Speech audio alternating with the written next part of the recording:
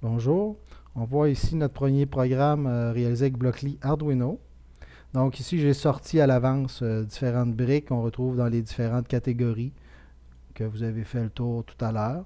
Donc pour un premier programme, donc on va prendre ici cette brique ici, où on aura à initialiser notre programme. Ici, comme on veut envoyer de l'information dans le moniteur série, il faut que je vienne lui dire à quelle vitesse je veux envoyer l'information. Donc, il faut que ce chiffre-là, ce nombre-là, soit le même que dans votre moniteur série. Donc, si vous avez des problèmes d'affichage dans le moniteur, c'est peut-être juste que cette valeur-là n'est pas équivalente.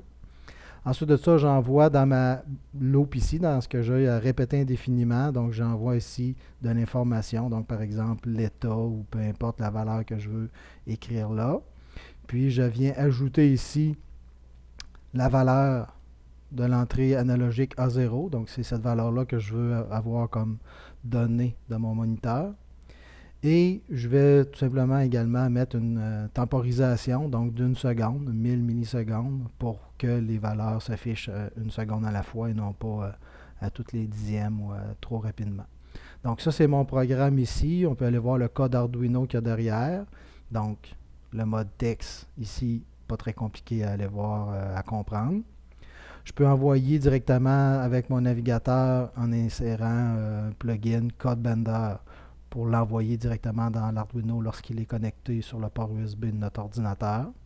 Je pourrais le sauver en mode XML, donc ça permet de réouvrir le programme lorsque je reviens sur le programme Blockly Arduino, tout simplement pour le modifier ou le partager, pour charger également le XML.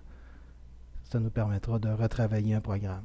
Donc ici, premier programme, pas très compliqué. On veut afficher une valeur dans le moniteur série, c'est la façon de faire ici.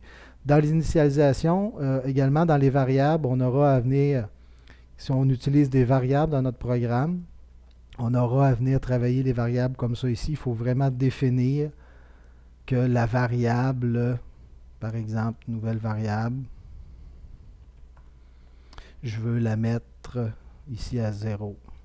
Il sera de type booléen, par exemple, si c'est seulement 0 ou 1 dans certains cas, ou un entier, par exemple, si on parle de temps ou quoi que ce soit.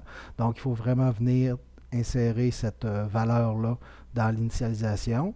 Et par la suite, on pourrait venir dupliquer ici pour venir travailler la variable test, par exemple, puis je veux lui mettre directement cette valeur ici, au lieu de 0, je veux mettre que la variable test a la valeur de l'entrée analogique.